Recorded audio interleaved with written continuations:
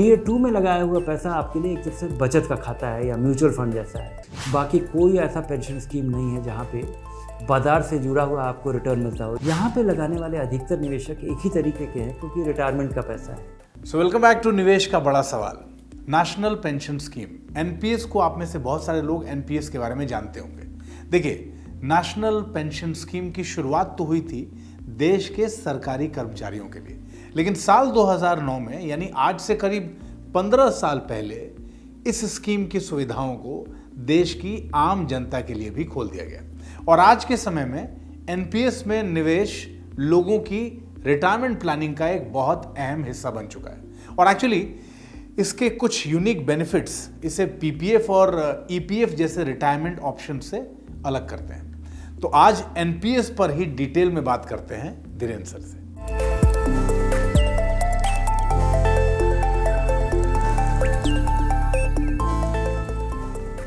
Sir, स्वागत है आपका। अच्छा, सर जो हैं वो भारत के पेंशन एडवाइजरी कमेटी के मेंबर भी हैं, तो इस पर बात करने के लिए उनसे बेहतर और कौन हो सकता है। आज तो सबसे पहले हम लोगों को ये बता दीजिए कि ये नेशनल पेंशन स्कीम है क्या सर?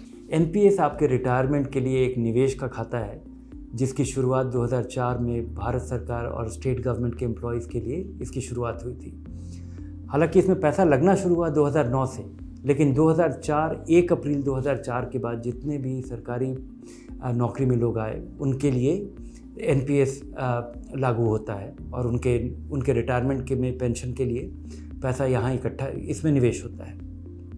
सरकारी लोगों के लिए जो ये निवेश का प्लान है ये बहुत ही सरल है कि आज 10% आपके तनख्वाह में से काटा जाता है, 10% सरकार मिलाती है, तो एक तरह से पैसा कटते ही आपका पैसा दूना हो जाता है और ये कॉन्ट्रीब्यूटरी पैसा सरकार के कंट्रीब्यूशन के साथ आपके एनपीएस के खाते में पैसा इकट्ठा हो जाता है और ये इन्वेस्ट होता है इक्विटी में, डेट में या डेट में मतलब कॉर्पोरेट डेट में या गवर्नमेंट सिक्योरिटीज़ में, और ये आपके रिटायरमेंट तक ये पैसा बढ़ता रहता है। हालांकि ये लागू होता है उन सारे लोगों के लिए जो सरकारी नौकरी में आए 1 अप्रैल 2004 में, लेकिन ये पैसा लगना शुरू हुआ 2009 में और 2004 से 2009 के बीच में जो लोगों का पैसा इकट्ठा हुआ उस पे ब्याज मिला। कंसोलिडेटेड फंड ऑफ इंडिया में वो पैसा पड़ा रहा और उस पे ब्याज मिला और वो पैसा उनके एनपीएस अकाउंट में डाला गया और तभी से ये आम लोगों के लिए भी ये सर्विस शुरुआत हो गई। तो अब कोई भी व्यक्ति एनपीएस में पैसा लगा सकता है। एनपीएस में इन्वेस्ट करने के लिए आपके पास 3 विकल्प है कि आप एक कंजर्वेटिव प्लान, एक मॉडरेट प्लान और एक अग्रेसिव प्लान में से किसी एक का चुनाव कीजिए, या फिर आप एक एक्टिव प्लान जिसमें कि आप खुद निर्धारित कीजिए कि आपका पैसा कितना इक्विटी में लगेगा, कितना डेट में लगेगा और डेट में भी जो लगेगा वो कितना गवर्नमेंट बॉन्ड्स में लगेगा, कितना कॉर्पोरेट बॉन्ड्स में लगेगा, और इसका चुनाव आप खुद कर सकते हैं। इसके अलावा ये जो टीयर 1 में लगाया हुआ पैसा है वो आप अपने रिटायरमेंट तक वो पैसा नहीं निकाल सकते। एनपीएस में ही टीयर 1 में जिसका एक बार आपका एनपीएस का खाता खुल जाता है तो यहाँ पे एक प्रावधान है टीयर 2 के स्कीम का। टीयर 2 में लगाया हुआ पैसा आपके लिए एक तरह से बचत का खाता है या म्यूचुअल फंड जैसा है, जिसमें आप कभी भी पैसा लगाइए, कभी भी पैसा निकालिए। किसी भी गवर्नमेंट प्लान से या डेट प्लान से, कॉर्पोरेट डेट प्लान से आप इक्विटी में अपना पैसा स्विच कर लीजिए या फिर इक्विटी से किसी डेट फंड में कर लीजिए। और यहाँ पे किसी भी तरह की पाबंदी नहीं है, यहाँ पे कोई किसी भी तरह का लॉक इन नहीं है। ये पैसा आपको रिटायरमेंट तक नहीं रखना है, ये एक तरह से आपके निवेश का खाता है जहाँ पे कभी भी आप पैसा लगा सकते हैं और कभी भी निकाल सकते हैं। अच्छा सर, एनपीएस में इन्वेस्ट करने के 5 टॉप बेनिफिट्स क्या क्या हैं? एनपीएस के फ़ायदे: पहला, इससे कम खर्चीला, इतना सस्ता कोई भी और निवेश का स्कीम नहीं है। दूसरा, यहाँ पे लगाया हुआ पैसा आपको काफ़ी फ्लेक्सिबिलिटी मिलती है। बाकी कोई ऐसा पेंशन स्कीम नहीं है जहाँ पे बाज़ार से जुड़ा हुआ आपको रिटर्न मिलता हो, ईपीएफ हो, पीपीएफ हो। यहाँ पे आपका लगाया हुआ पैसा बाज़ार में इन्वेस्ट होता है और आप उसमें और काफ़ी पैसा आप लगा सकते हैं। आज अगर आप खुद इसका चुनाव कर रहे हैं तो 75% पैसा आपका, 3/4 पैसा आपका इक्विटी में लग सकता है। तीसरा फ़ायदा है कि इसमें लगाया हुआ पैसा आप निकाल नहीं सकते। अक्सर लोग रिटायरमेंट के लिए बचत करते हैं, निवेश करते हैं और कोई ख़ास ज़रूरत आने पे उसको इम्पल्सिव तरीके से निकाल लेते हैं। यहाँ निकालना संभव आसान नहीं है, इस वजह से ये पैसा आपका इकट्ठा हो जाएगा। चौथा कि ये पेंशन का पैसा जो भी आपका पैसा एक्यूमुलेट होगा उसका 40% पैसा आपके लिए पेंशन के लिए एन्युइटी खरीदने में लगाना अनिवार्य है, जिसका कि बड़ा फ़ायदा है।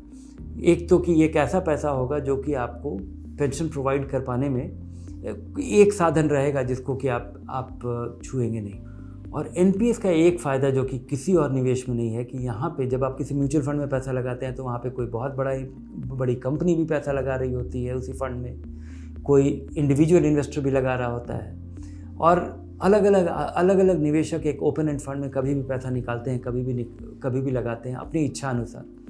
यहाँ पे लगाने वाले अधिकतर निवेशक एक ही तरीके के हैं क्योंकि रिटायरमेंट का पैसा है, एक पाबंदी के साथ लगा हुआ है, एक खास एक्सपेक्टेशन के साथ लगा हुआ है, तो यह अधिकतर पैसा लॉन्ग टर्म है। तो यहाँ पे कुछ निवेशक के एक्शन से दूसरे निवेशक का नुकसान नहीं होता है।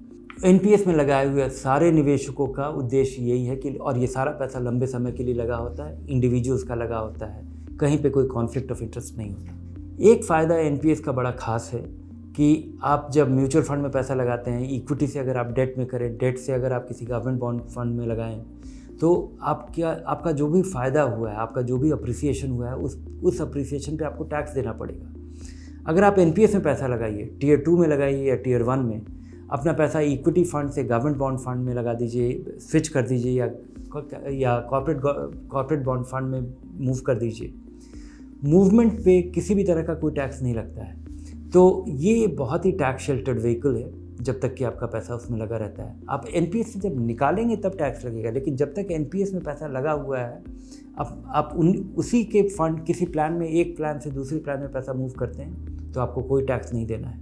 एनपीएस का एक एक्सक्लूसिव फ़ायदा ये है कि 80C के तहत आपको 1.5 लाख रुपए के निवेश पे आपको टैक्स की छूट मिलती है, लेकिन 80CCD के तहत 50,000 रुपये का निवेश एनपीएस में किया हुआ ये एक एक्सक्लूसिव है। ये क्योंकि 80C में बहुत सारे एलिजिबल इन्वेस्टमेंट्स हैं, बहुत सारे एलिजिबल खर्चे हैं, लेकिन 80CCD के तहत जो आप 50,000 रुपये लगाते हैं और वो एनपीएस में लगा हो तो ये आपकी आमदनी से घटा दिया जाता है आपके टैक्स जोड़ने के लिए।